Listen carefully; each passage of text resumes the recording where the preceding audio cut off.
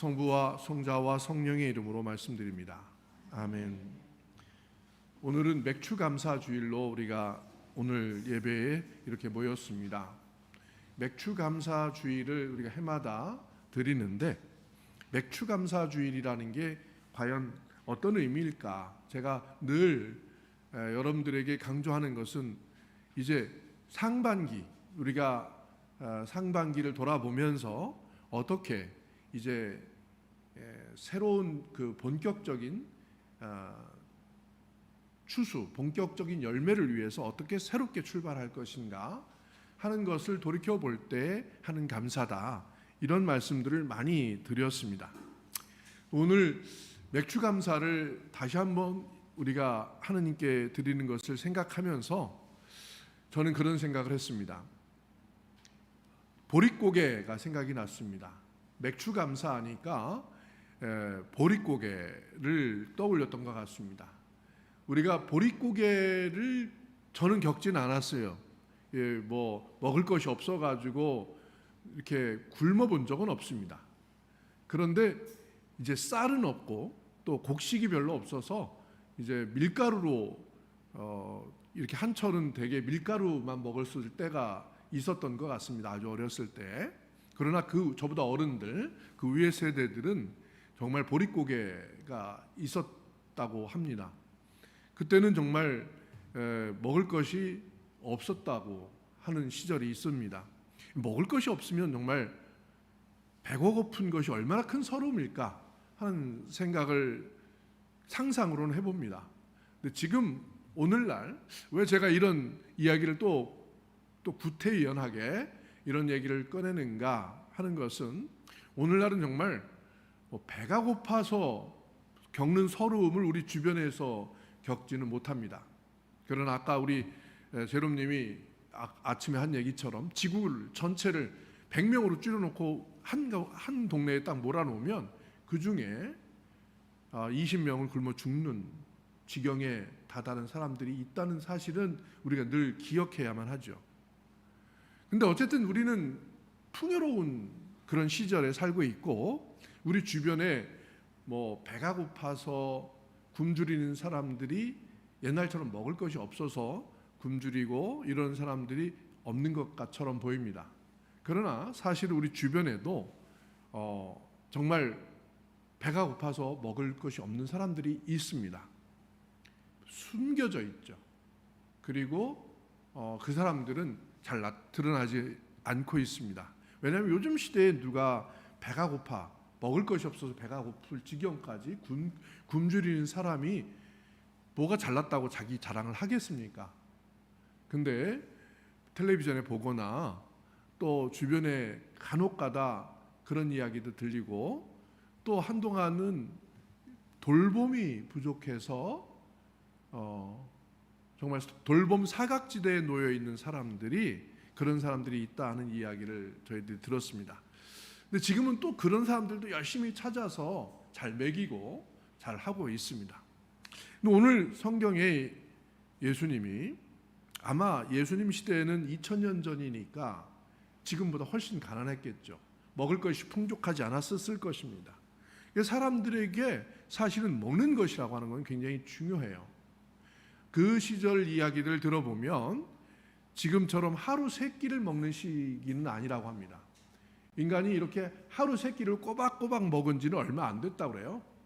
대부분 인류의 생존 시기, 인류 전체를 놓고 보면 하루에 한 끼 먹었던 시절이 훨씬 더 길었고, 하루에 한 번 먹었던 시절이, 그 다음에 이제 농업이 이렇게 안정되면서 농업을 통해서 뭘 가꾸어 먹고 이렇게 하기 시작하면서 식량을 비축하면서 그럴 수 있었던 인간이 되었을 때, 이제 하루 두 끼를 먹을 수 있었던 시기도 한참 뒤에 있었던 일이라고 합니다. 이러고 보면 인간은 이 지상에서 무언가 먹을 것을 제대로 해결한다는 것이 굉장히 중요한 목표였을 거라고 생각이 듭니다. 동물의 왕국 이런 걸 보면 먹기 위해서 살잖아요. 먹기 위해서 잡아먹고 싸우고 그러다 죽는 겁니다. 인간도 그렇게 똑같이 이 자연 속에서 어떤 그 적자 생존의 논리 가운데에서 벗어난 지가 얼마 되지 않습니다. 그래서 최고 포식자라고 얘기를 하는데, 최고 등급에 올라 있어서 이제는 인간이 자기들이 먹을 것뿐만 아니라 다른 짐승도 잡아먹고, 뭐 체계적으로 잡아먹고, 길러서 잡아먹고, 뭐 여러 가지 먹는 것이 굉장히 풍족해졌습니다. 이제는 그런데 이제 먹는 것을 떠나서 이제 먹는 것을 바꿀 수 있는 돈이 훨씬 더 중요한 시기를 우리가 살고 있기 때문에 이 먹는 것에 관한 강조가 중요함이 그렇게 아무리 얘기를 해도 현실감 있게 다가오지 않는 것입니다. 그런데 예수님이 너희는 무엇을 먹고 마시며 살아갈까? 또 몸에는 무엇을 걸칠까? 하고 걱정하지 마라. 이렇게 말씀을 해주셨어요. 이게 도대체 옛날 사람들에게는 정말 너무나 멀고 먼 양반들의 얘기 아닌가 하는 생각으로 들릴 때가 있었을 것입니다. 그럼에도 불구하고 예수님이 왜 그 배고픈 가난한 백성들이 이 예수님의 말씀을 귀담아 들었을까? 그리고 그걸 귀담아 들었기 때문에 이렇게 예수님의 말씀 어록으로 이렇게 기록이 되었을 것입니다. 근데 그걸 들은 사람들이 부자들이 아니었어요. 굉장히 가난한 사람들이었습니다. 가난한 사람들에게 왜 이 말씀이 더 중요한가 하는 것입니다. 가난한 사람들의 눈으로 세상을 바라보고 또 가난한 사람들의 눈으로 내 인생을 바라본다면 저는 어떻게 볼까요? 저는 제가 어려웠던 시기를 되돌아보는 그런 가운데에 저를 한번 생각해 봅니다. 근데 제가 이렇게 이제까지 지금 살면서 저는 도대체 어떤 사람인가 하는 것들을 생각해 볼 때 제가 자신을 풍족하고 잘 누렸다고 생각하지 못하고 여기까지 왔던 것 같아요. 근데 쭉 지내놓고 쭉 보면은 언제 어떤 순간부터는 저에겐 굉장히 걱정거리가 별로 없었습니다. 풍족해지기 시작했죠. 그러면서는 제가 정말 제가 어떻게 살아야 할지, 뭘 먹고 또 무엇을 또 장만하고 돈을 어떻게 해야 할지 이런 것들 걱정 없이 살아왔던 것 같습니다. 그런데 내 안에 있는 나 자신은 끊임없이 무언가를 배고파하고 끊임없이 무언가를 갈망하고 채워넣고 싶고 움켜쥐고 싶은 그런 나 자신이 있다고 느낍니다. 저 자신 지금도 그런 게 저의 모습에 있어요. 그리고 억울해합니다. 왜 나는 충분히 받지 못했는가? 왜 나는 충분하게 기회를 보장받지 못했던가? 왜 이런 것들을 가지고 억울해하고 있는 저 자신의 모습이 제 안에 있다는 것에 깜짝깜짝 놀랍니다. 저는 예수님의 말씀이 너는 걱정하지 마라 하는 이 말씀으로 축약이 된다고 생각이 듭니다. 우리는 인류에게는 원래 인간이 이 지구상에 강한 존재로 태어난 게 아니에요. 그렇잖아요. 우리가 이빨이 튼튼하기를 하나, 힘이 세기를 하나, 잘 뛰기를 하나, 그렇지 못하죠. 그런데 그런 인간이 살아남기 위해서 여기까지 오는 동안은 인간은 늘 언제나 뭘 먹을 것이 있을 때 우선 먹어둬야 됐고, 그리고 우선 두 손에 먹을 걸 챙겨놔야 되고, 그러면서 살아왔을 겁니다. 그러니 우리 인간의 본능에는 늘 언제나 쫓기고 배고프면 먹을 것을 찾아서 저장해둬야 된다는 그런 본능들이 우리 안에 많이 있을 것입니다. 그런데 예수님은 그런 걸 걱정하지 마라 이렇게 말씀하셨습니다. 그러면서 하느님 우리를 원래 창조하신 목적은 그런 것이 아니라 우리는 늘 언제나 풍족하고 여유롭게 이 지상에서 누릴 수 있도록 하느님께서 우리를 창조해 주셨다. 하는 것을 예수님께서 말씀을 해주셨죠. 하물며 너희야, 공중의 새도 이 들꽃도 이렇게 아름답게 입히시는데 하물며 너희야 어떠겠느냐, 이런 것입니다. 근데 하물며 너희야 잘 입히시고 먹을 것이 늘 풍성하고 강하게 해주겠다, 이런 약속이라기보다는 이런 겁니다. 너희들은 그런 것으로 강해지지 않는다. 너희들에게 주어진 가장 중요한 강점은 하느님의 사랑을 내 마음속에서 피워내는 것이다. 이렇게 저에게는 들립니다. 우리 인간은 머리도 좋고 언어도 발달시키고 여러 가지 것들을 좋은 전략을 굉장히 발전시켜서 잘 살아남아가지고 지금은 모든 것들을 다, 지구의 모든 것들을 인간에 유익하게 자기가 다 찾아서 쓸 수 있고, 그리고 지하에 있는 광물 자원까지 우주에 있는 것까지 땡겨서 지금 현재 우리가 풍족하게 만들어낼 수 있는 모든 수단을 다 가질 수 있는 그런 우수한 능력을 갖게끔 지금까지 발전해 왔습니다. 하나님이 근데 이러한 번영을 하나님이 얼마나 축복해 주셨는가 하는 생각을 해봅니다. 하나님이 축복을 해 주셨을 겁니다.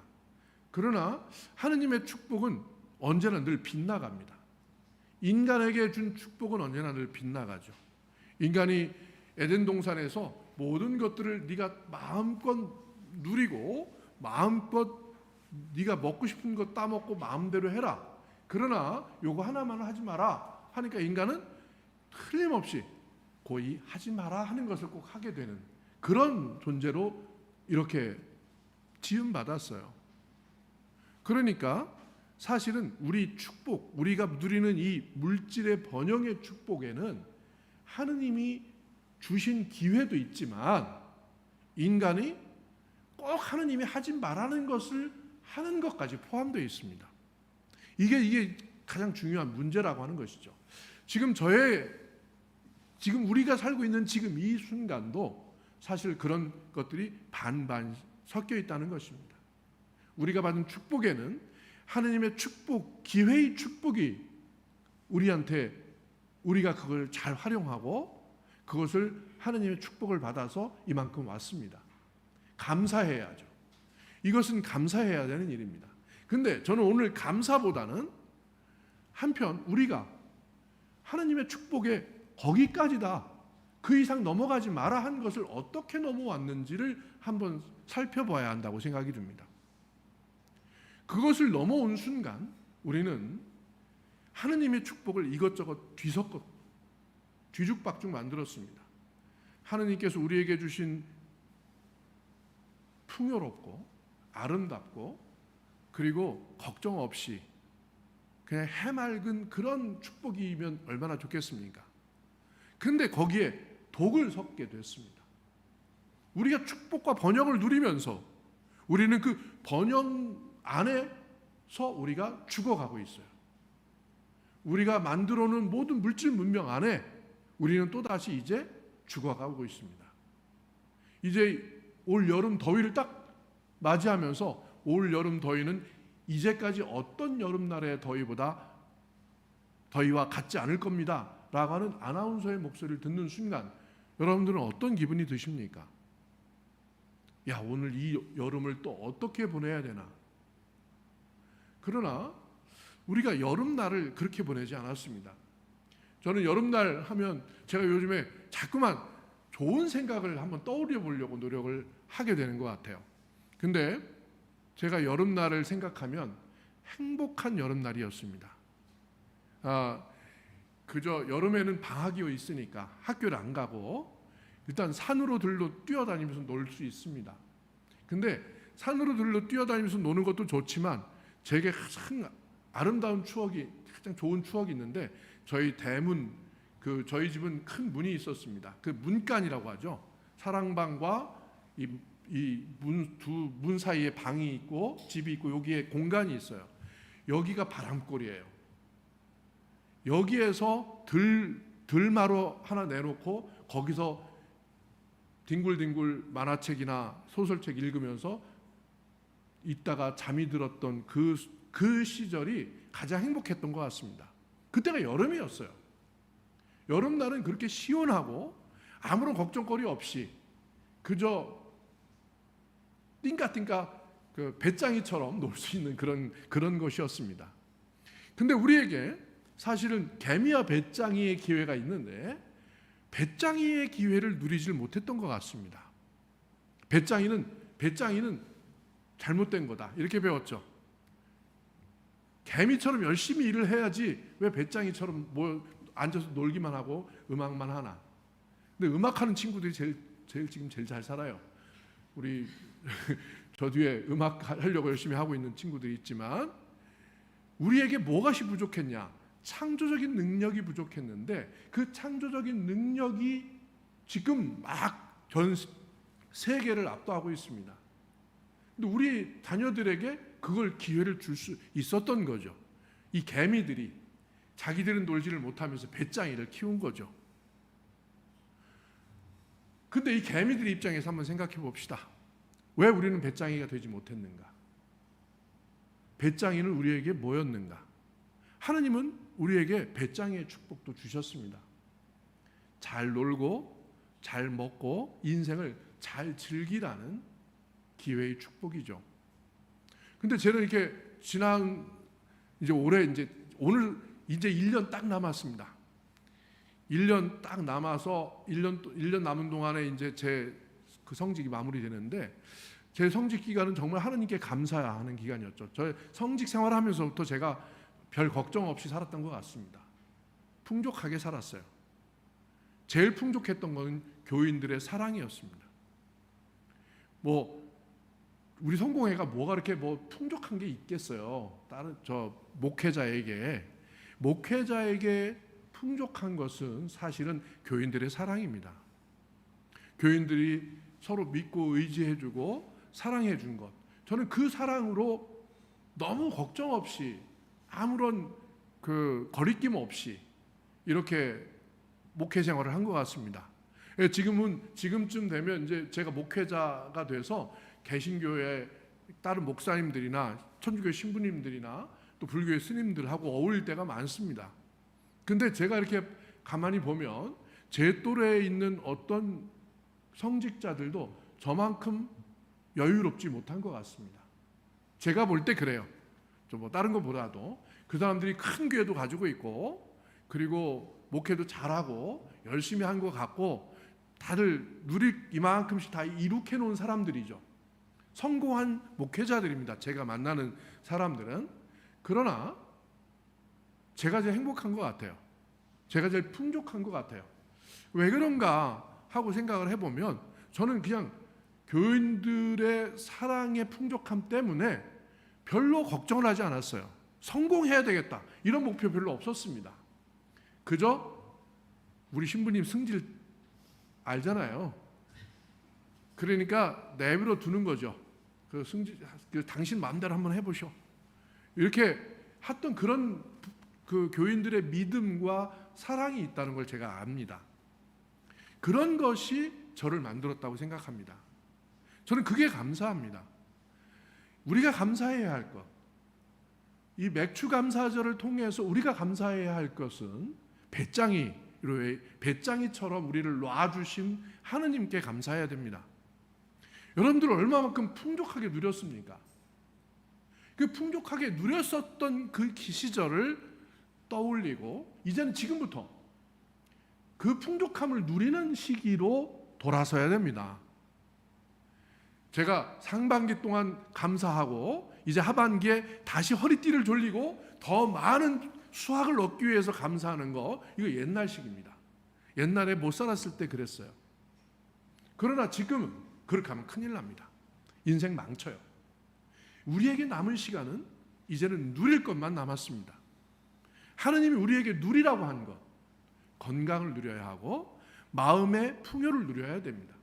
다른 사람을 배려하는 마음의 넉넉함을 누려야 합니다. 근데 보세요. 무엇을 먹을까? 무엇을 걸칠까? 무엇을 마실까? 하는 생각으로 가득 차 있으면 내가 못한 것만 생각이 들지 내가 누린 것은 별로 생각이 나지 않습니다. 그러나 이런 건 걱정하지 마라. 하느님께서 우리에게 주신 축복과 기회는 누릴 것들이다. 그 누릴 것이라고 하는 것은 내가 나눠줄 수 있는 여유입니다. 내가 아무것도 없어도 나는 미소를 나눠줄 수 있습니다. 내가 아무것도 없어도 사람들을 힘나게 해주는 그런 말을 잘해요. 그러면 내 말이 다른 사람들을 위로해주고 다른 사람들을 격려해주는 그런 것들을 누리도록 우리에게 허락된 거죠. 우리에게 그런 것은 너무나 많습니다.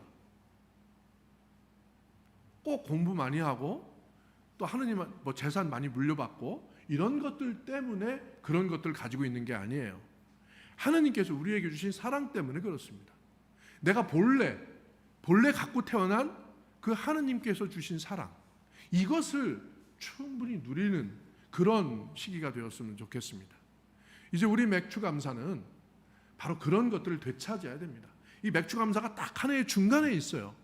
그 이유는 더 이상 후회하지 않을 나머지 우리 인생, 이것을 우리가 더 이상 후회하지 않는 인생으로 전환하고 만들어라 라고 하는 그런 기회로 우리에게 맥주감사의 절기가 있는 것이 아닌가, 그렇게 생각이 듭니다. 이제 반을 달려왔습니다. 그 반이라고 하는 것은 꼭 시간의 반이 아니에요. 인생의 반입니다. 내가 내일 죽더라도 지금이 내 인생의 반이에요. 내 인생을 돌아보는 순간이 반입니다. 그리고 내 인생을 이제 앞으로 어떻게 살아갈까 하고 돌아서는 것이 또 반입니다. 이 인생의 절반을 살아온 또 우리 삶의 절반에 서서 나머지를 바라볼 때 우리가 무엇을 누려야 하고 무엇을 꺼냈어야 할지, 그것을 하느님께 기도하고 그것을 감사하는 맥주감사가 될 수 있기를 바랍니다. 성부와 성자와 성령의 이름으로 말씀드립니다.